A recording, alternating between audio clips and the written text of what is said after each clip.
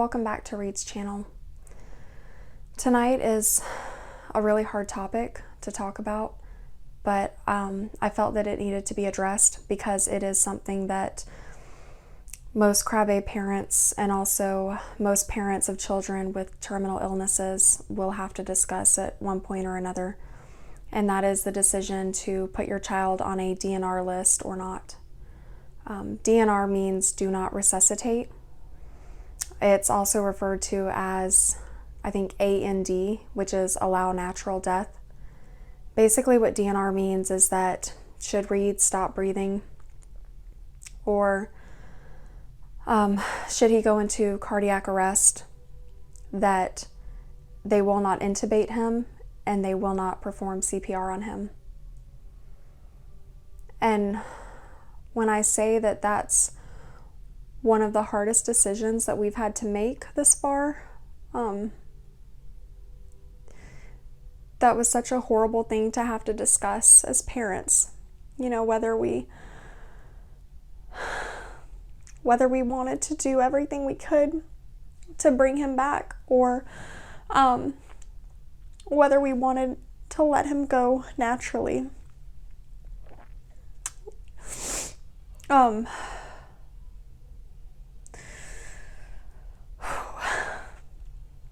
We decided that all throughout this process, we put ourselves in Reed's position.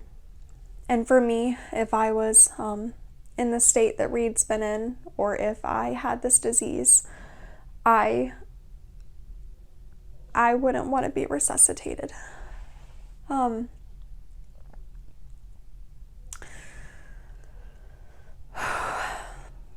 Sorry, I knew this was going to be a tough video, but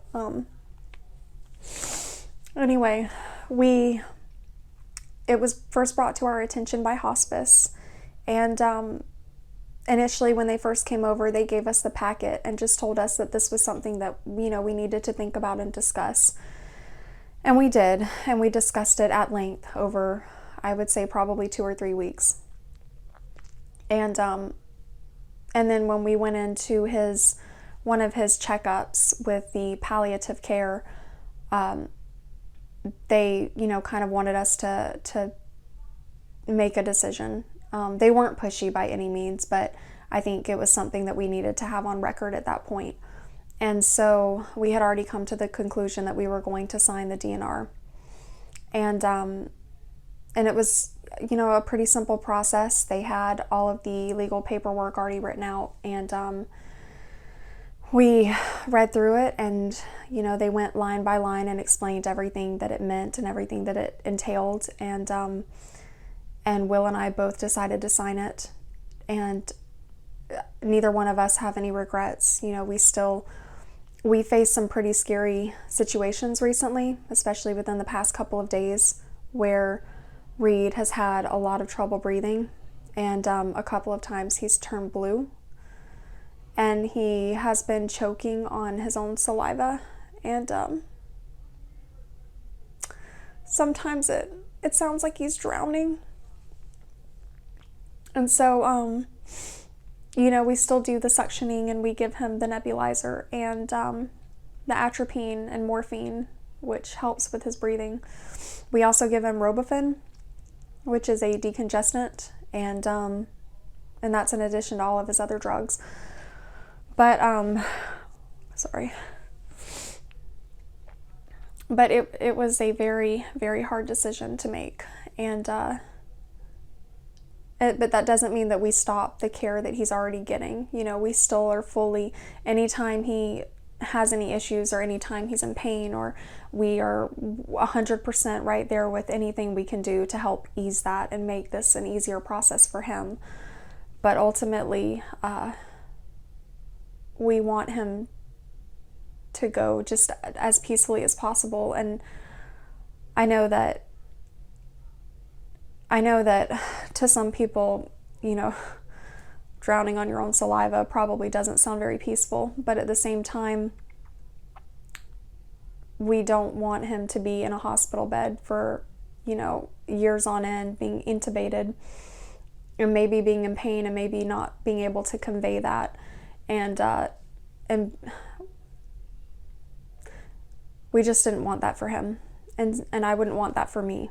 So that was, I think, what I can tell you is the times that it's gotten really bad for him, where he's not stopped breathing, but where it's really hard for him to breathe, where he turns different colors because he's not getting the oxygen, or where at night he is so raspy and his lungs are so crackly that it just breaks your heart. But I still stand by what we signed, and I know that if it came to that point and medical staff could get here in time, I'm sure I'll be begging them to resuscitate him, and I probably need to figure out what that means legally, because I think the way it works is if they show up and at that point we still don't want them to resuscitate him, then we show them the paperwork, the DNR, and then they don't. And I think probably if we wanted them to resuscitate him at that point, then we just wouldn't show them the paperwork and they would do it, and that would be that. It probably is my responsibility to find out if that happens, what they're medically liable for, just so I don't get anyone in trouble. But I need to ask hospice about that. But these are just some of the decisions that our family has had to face, and that if your child has a terminal illness, that you will probably have to discuss at some point. And it is probably the hardest thing that I've ever had to do this far. And I just wouldn't wish this on anyone. But at the end of the day, you have to do what's right for your child. And if that means resuscitating them, then that's what that is to your family. And I would fully support that too. It was a hard decision to make, to decide to put him on a DNR. But at the end of the day, it's a very personal decision. And it's definitely one that you have to be fully comfortable with. So I just wanted to share that for any of you out there who are having to go through this, or to put it out there to those of you who will have to think about it at some point, and to know that, in my mind, you're not bad parents if you decide that you don't want them to be intubated or perform CPR, which CPR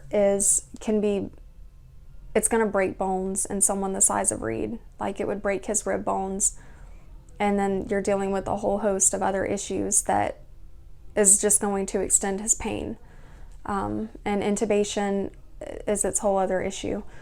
But please don't feel bad, or like you're quickening their death, because to me, that's not what it feels like. It feels like we're doing what we would want done for us.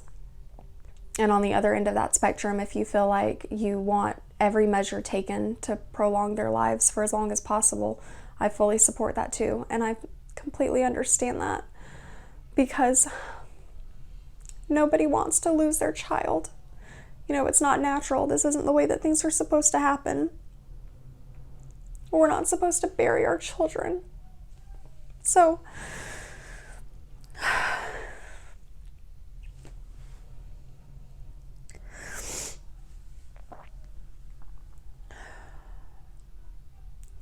I just want people to know that they're not alone in these decisions that they have to make.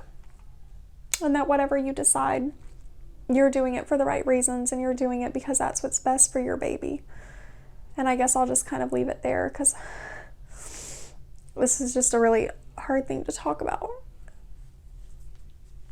But I feel like it needed to be discussed. So thank you as always for watching. And I guess I'll leave it at that.